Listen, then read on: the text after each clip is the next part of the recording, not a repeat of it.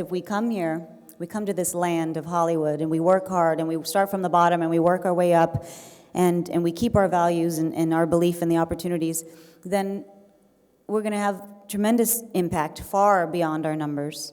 And I'm just excited to be a part of that. I'm extremely honored to be asked to speak today.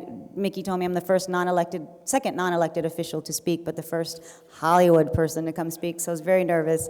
But I thank you for listening, and I will continue to walk with you on this journey that we're going to continue to walk down in this nation. So thank you so much for letting me be here.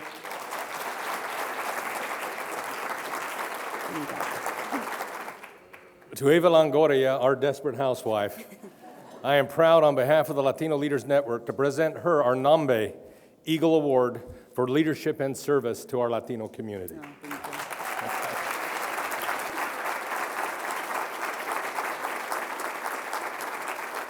you. Media partner publications, sponsor material, and other items of interest are available in the foyer area just outside the ballroom as you depart. I want to thank my entire team at Mickey Ibarra and Associates for their assistance today. My senior associate, Michelle Mingus-Moore, they're right here in the back, friends. Noreli Garcia, David Ramirez, Marilyn White, Shannon Hill, Jennifer Devlin, and our newest associate is Matt Looney, all of them for a job well done. Again, a thank you to Eva Longoria, our featured guest, for her inspirational remarks. Also to our sponsors for making all of this possible, Verizon and Anheuser-Busch. And of course to our media partners for their support. And most important, to all of you for attending today's event. Thank you very much.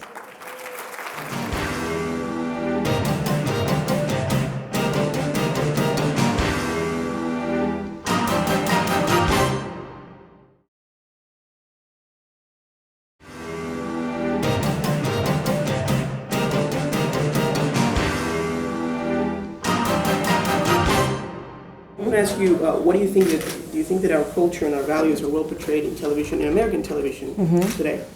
I think we're moving forward, and we're moving in the right direction in television.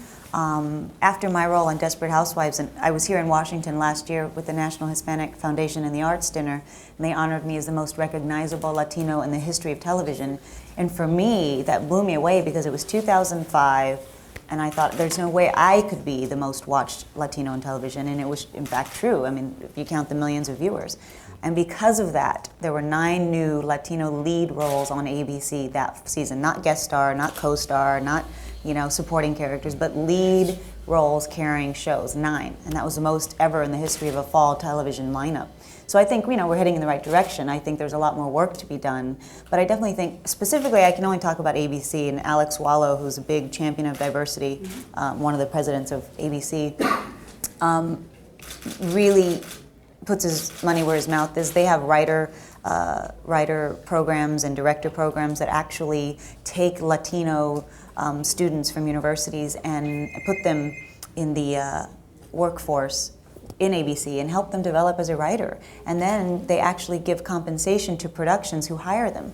So if you hire one of the writers from one of the diversity programs, you get a tax cut on something, or you'll get reimbursement for using the, they really incentivize the productions for using diversity. But you think that our values and culture are well portrayed, like in American television? Mm-hmm. I think right now, yes. I don't think they're completely accurate and completely reflective of our true society here.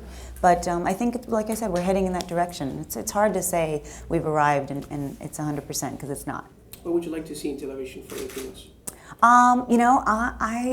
I think the number one message I have for Latinos is Latinos in America have to watch and support the programs that are currently on, because that's the only way networks will change their mind as to what's working. You have to watch George Lopez. You have to watch Ugly Betty.